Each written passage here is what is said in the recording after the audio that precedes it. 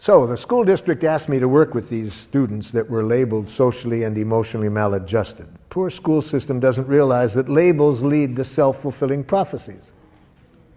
When you label people that way, they're going to behave that way. Come on, be honest. If you are labeled socially and emotionally maladjusted, you're one of those students, doesn't that give you permission to have fun in school? Labels lead to self-fulfilling prophecy. So I knew it was going to be a rough day just by that label. So when I walk into the classroom, it already starts. Half of the students are hanging out the window, screaming obscenities at their friends in a courtyard down below. So I made a request. Excuse me, I would like you all to come on over and sit down, please. I'd like to tell you who I am, what I'd like to do today. Half the students come over. I wasn't sure the other half had even heard me, so I repeated it. Would you all please come over? Now everybody comes over with the exception of 2 young men. Just my luck, the 2 that didn't come over, the biggest ones in the classroom.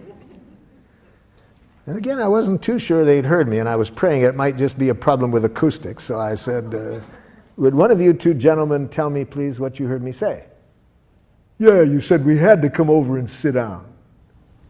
You see the problem? I make a request. He hears a demand. So I said, sir, I have learned to always use sir with people who have biceps like he did.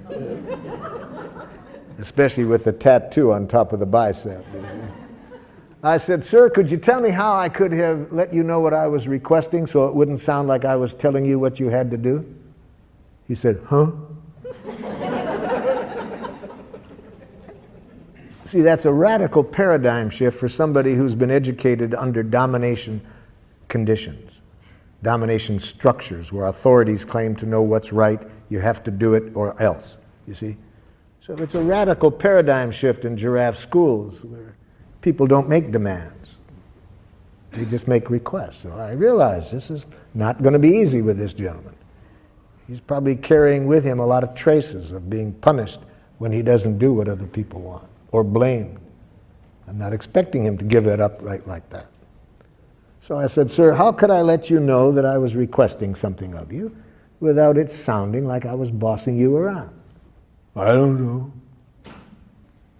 I said, just what's happening between you and me right now is much that I wanted to talk about today, because I was wanting to look at a way we could interact where nobody bosses others around.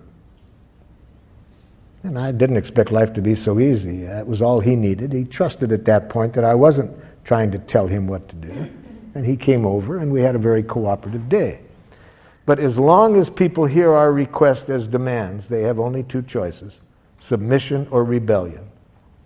And neither of us are going to connect us with people in a way that's good for anybody.